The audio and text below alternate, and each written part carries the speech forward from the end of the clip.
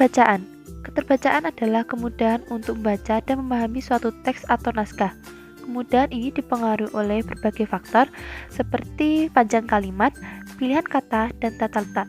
Keterbacaan atau readability adalah kemampuan untuk dibaca dari sebuah teks atau kesesuaian suatu teks dengan pembaca.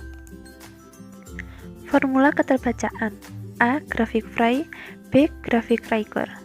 Graphic Fry. Graphic Fry diciptakan Edward Fry. Grafik keterbukaan yang diperkenalkan Fry merupakan formula yang relatif baru dan dimulai diperkenalkan tahun 1977. Grafik Fry sebenarnya dibuat pada tahun 1968. Grafik Fry digunakan untuk mengukur tingkat keterbacaan wacana. Grafik ini berdasarkan pengukurannya pada dua faktor, yaitu panjang pendeknya kata dan tingkat kesulitan kata yang tercermin oleh banyak sedikitnya jumlah suku kata yang membentuk setiap kata. Dalam wacana Graphic Fry dapat dilihat di berikut ini. Langkah-langkah penggunaan Graphic Fry adalah sebagai berikut ini. Yang pertama, pilihlah penggalan wacana yang representatif yang akan diukur tingkat keterbacaannya. Yang kedua, hitunglah sampai 100 kata dari wacana yang dipilih untuk dijadikan sampel yang akan diukur tingkat keterbacaannya. Yang ketiga, hitunglah jumlah kalimat dari 100 kata yang dijadikan sampel hingga per 10 terdekat. 4. Hitunglah jumlah suku kata dari wacana sampel. Angka dan singkatan diperlukan sebagai satu kata dengan satu suku kata. 5. Hasil menghitung pada langkah 3 dan 4 diplotkan ke dalam Graphic Fry. Pertemuan antara baris vertikal dan baris horizontal menunjukkan tingkat kelas membaca yang diprediksi dapat membaca bacaan yang diukur. Yang terakhir, tingkat keterbacaan hasil pengukuran bersifat perkiraan. Penyimpangan mungkin terjadi sehingga keterbacaan tidak hanya seperti hasil pengukuran, tetapi bisa ditambah atau dikurangi satu peringkat. Graphic Rigor. Graphic Rigor diciptakan oleh Alton Reichert. Grafik ini diciptakan untuk mengatasi kelemahan Graphic Fry. Graphic Fry sebenarnya hanya cocok untuk mengukur tingkat keterbacaan bacaan yang berbahasa Inggris. Untuk bacaan yang berbahasa Indonesia, grafik yang cocok untuk mengukur tingkat keterbacaan adalah Graphic Rigor. Penggunaan Graphic Rigor adalah sebagai berikut. 1. Menghitung 100 buah perkataan dari wacana yang hendak diukur tingkat keterbacaannya itu sebagai sampel. Deretan angka tidak dipertimbangkan sebagai kata, oleh karenanya angka-angka tidak dihitung ke dalam penghitungan 100 buah kata. 2. Menghitung jumlah kalimat sampai pada persepuluhan terdekat. Prosedur ini sama dengan prosedur Fry dalam menghitung rata-rata jumlah kalimat. 3. Menghitung jumlah kata-kata sulit, yakni kata-kata yang dibentuk oleh 6 huruf atau lebih. Kriteria tingkat kesulitan sebuah kata di sini didasari oleh panjang pendeknya kata, bukan oleh unsur semantisnya. Kata-kata yang tergolong ke dalam kategori sulit ialah kata-kata yang terdiri atas 6 atau lebih huruf. Kata-kata yang jumlah hurufnya kurang dari 6 tidak digolongkan ke dalam kategori sulit. Yang keempat, yaitu hasil yang diperoleh dari langkah 2 dan 3 itu dapat diplotkan ke dalam Graphic Rigor untuk menentukan peringkat keterbacaan wacananya. Teknik uji rumbang. Teknik uji rumbang adalah suatu metode untuk mengukur keterbacaan seseorang terhadap suatu bacaan. Manfaat teknik uji rumbang. Menurut Wormuth, teknik uji rumbang memiliki dua manfaat, yaitu pertama, teknik ini mencerminkan keseluruhan pengaruh yang berinteraksi dalam menentukan keterbacaan sebuah wacana.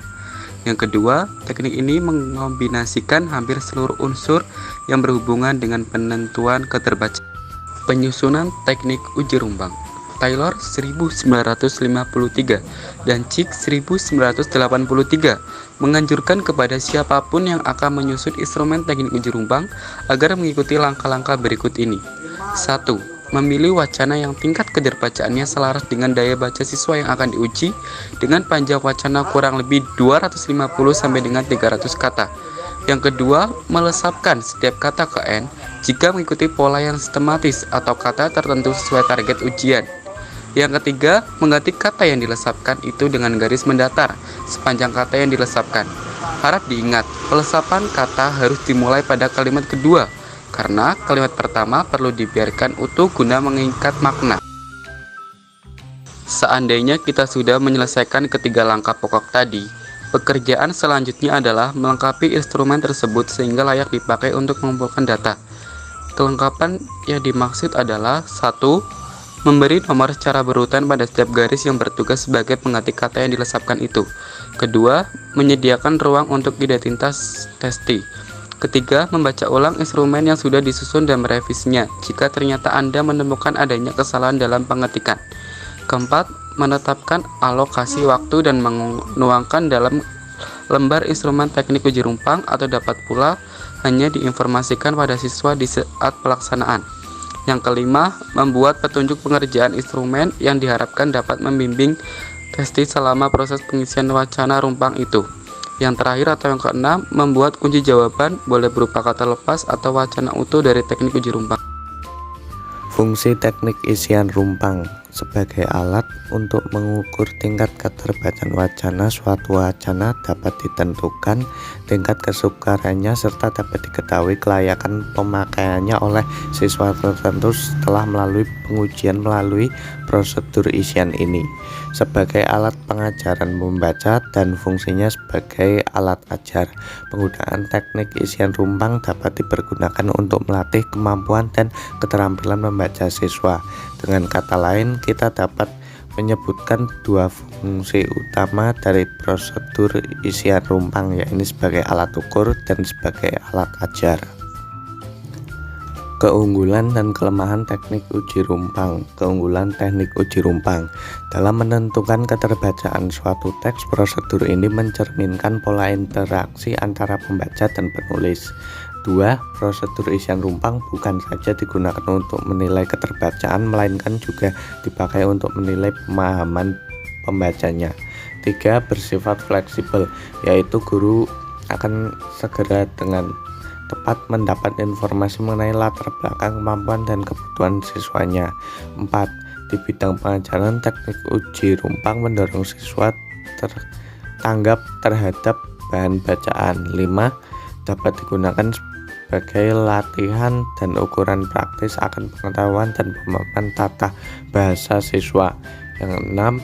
Dapat menjangkau sejumlah besar individu pada saat yang sama. Yang ketujuh, dapat melatih kesiapan dan ketenangan dalam upaya memikirkan dan memahami maksud dan tujuan tulisan atau wacana. Kemudian ada kelemahan teknik uji rumpang. Yang pertama, ketepatan seseorang dalam pengisian bagian-bagian yang dihilangkan belum tentu berdasarkan atas pemahamannya terhadap wacana, melainkan didasarkan atas pola-pola ungkapan yang telah dikenalnya. Untuk mengatasi hal ini, guru bisa memilih wacana atau bahan dan disertai dengan diskusi untuk mengetahui lebih jauh alasan-alasan atau jawaban yang diberikan oleh siswa. Yang kedua, hanya cocok digunakan untuk kepentingan membaca dalam hati atau membaca pemahaman. Dengan demikian, kelemahan-kelemahan siswa dalam membaca nyaring seperti pelafalan, intonasi, penggunaan tata bahasa, dan lain-lain tidak bisa dideteksi dengan teknik ini. Teknik uji rumpang metode Close menurut Hillman, Hittelman, dan Bermud Sujana dalam Sutrisno 2006 bukan sekedar bermanfaat untuk mengukur tingkat keterbacaan wacana, melainkan juga mengukur tingkat keterpahaman pembacanya. Melalui teknik ini kita dapat mengetahui perkembangan konsep, pemahaman, dan pengetahuan linguistik siswa. Hal ini sangat berguna untuk menentukan tingkat instruksional yang tepat murid-muridnya. Kecepatan efektif membaca. KEM merupakan kepanjangan dari kecepatan efektif membaca, yakni perpaduan dari kemampuan motorik, gerak mata, atau kemampuan visual dengan kognitif seseorang dalam membaca. Menurut Harja Sujana dan Mulyadi 1987. Dengan kata lain, KEM merupakan perpaduan dari rata-rata kecepatan membaca dengan ketepatan memahami isi bacaan. Dalam proses membaca terdapat dua komponen utama yang bekerja secara dominan, yakni A. Kerja mata untuk melihat lambang-lambang grafis, dan B. Kerja otak untuk memahami dan memaknai lambang-lambang grafis tadi menjadi sebuah informasi yang utuh dan lengkap. Para ahli mengidentifikasi sejumlah kebiasaan buruk yang sangat berpengaruh terhadap kecepatan baca. Kebiasaan-kebiasaan yang dimaksud adalah 1. Membaca dengan vokalisasi atau menyaring bacaan. 2. Membaca dengan menggerakkan bibir.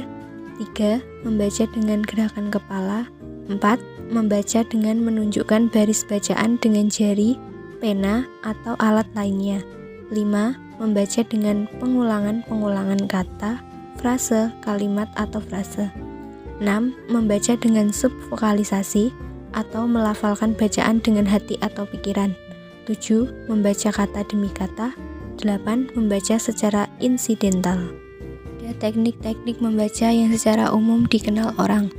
A. Teknik baca pilih atau selecting. B. Teknik baca lompat atau skipping. C. Teknik baca layap atau skimming atau dikenal juga dengan istilah membaca sekilas. D. Teknik baca tatap atau scanning atau dikenal juga dengan istilah sepintas. Nah, untuk cara mengukur kecepatan efektif membaca, yaitu cara menghitung rata-rata kecepatan baca adalah dengan cara membagi jumlah kata yang dibaca dengan waktu tempuh baca. Berikut ini disajikan rincian rata-rata kecepatan baca yang disesuaikan dengan keperluan baca. A. Kecepatan 100 kpm atau lebih. Bisa dikatakan sangat tinggi. Biasa digunakan pada saat membaca skimming atau scanning untuk keperluan pengenalan dan penjagaan bahan bacaan, mencari jawaban atas pertanyaan-pertanyaan tertentu, mengetahui organisasi tulisan, mencari gagasan pokok, mendapatkan kesan umum suatu bacaan. B.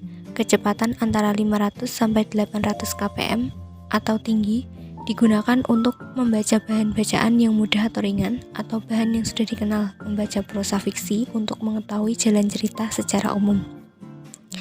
C. Kecepatan antara 350 sampai 500 kpm yang bisa dikatakan cepat digunakan untuk membaca bacaan yang tergolong ringan atau mudah, yang bersifat deskriptif, informatif, dan bahan bacaan fiksi yang agak sulit untuk menikmati keindahan sastranya atau mengantisipasi akhir dari sebuah cerita. D. Ada kecepatan antara 250 sampai 350 kpm.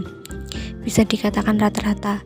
Digunakan untuk membaca fiksi yang kompleks, guna menganalisis watak tokoh dan jalan cerita atau bahan-bahan bacaan non-fiksi yang agak sulit untuk mendapatkan detail informasi, mencari hubungan atau melakukan kerja evaluatif mengenai ide penulisnya. Yang terakhir ada kecepatan antara 100 sampai 125 kpm yang bisa dikatakan lambat, digunakan untuk mempelajari bacaan yang sukar, bacaan ilmiah yang bersifat teknis, analisis nilai sastra klasik, memecahkan persoalan yang dirujuk bacaan, atau bacaan yang berisi instruksi.